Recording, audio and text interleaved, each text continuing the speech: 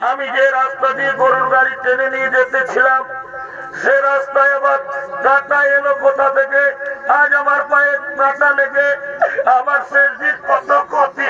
ওরে শয়তান, এই জন্য আমি তোকে প্রথমে বলেছিলাম যে সাবধানে গাড়ি টানবি। দেখ দেখ দেখ শয়তান, দেখ আজ দেখ আমার কত ক্ষতি হয়ে গেল। আজ তোকে আমি প্রাণে মধ্যে রাখবো না, আজ তোকে মেরে শেষ করে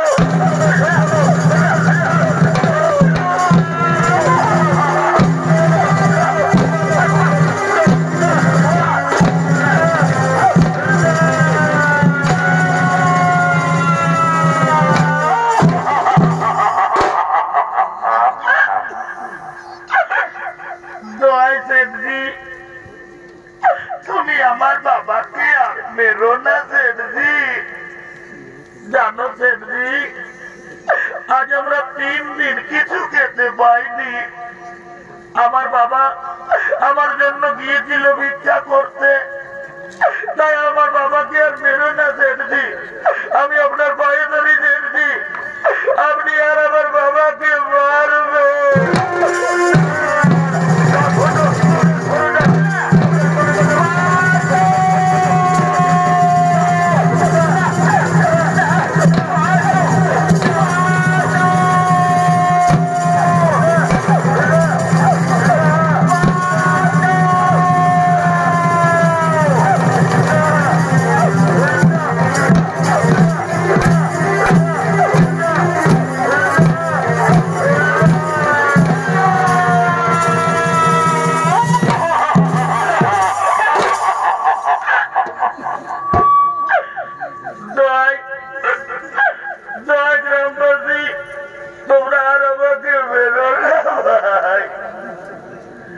জানো গ্রামবাসী, এটা হলো আমার স্ত্রী আর এটা হলো আমার সন্তান।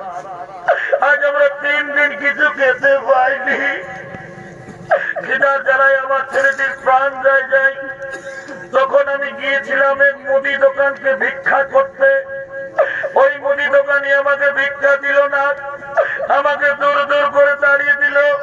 তারপর জানো গ্রামবাসী, ওই মুদি দোকানি এমনই বেঈমান, আমাকে চালাকি করে তার গরুর গাড়ি টানা করালো, তবু আমার ছেলেকে কিছু খাবার দিল না।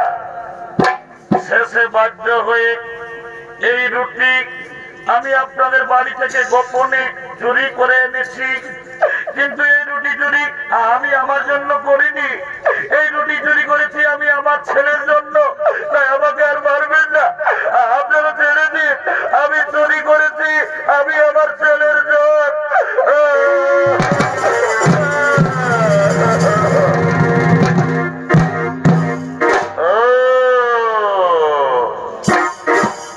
তাহলে এটা হলো তোমার স্ত্রী আর এটা হলো তোমার সন্তান।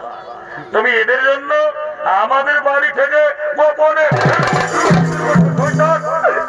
সে যাই হোক, তুমি তো চুরির অপরাধে তুমি অপরাধী।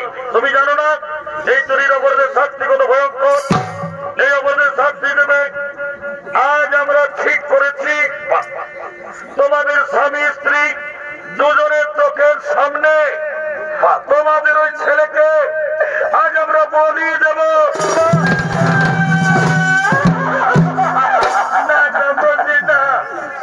চুরি আমি করেছি, তোমরা আমাকে বলি দাও, তোমরা আমাকে বলি।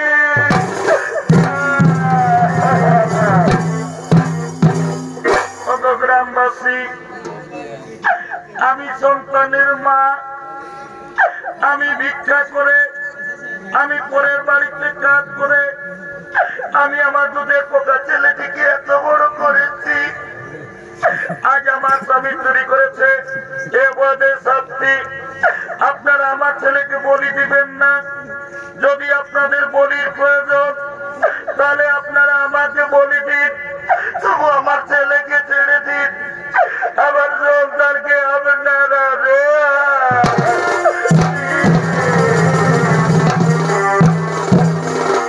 গ্রামবাসী আছে তো সোজা আঙ্গুলে কোনোদিন ঘি উঠে না।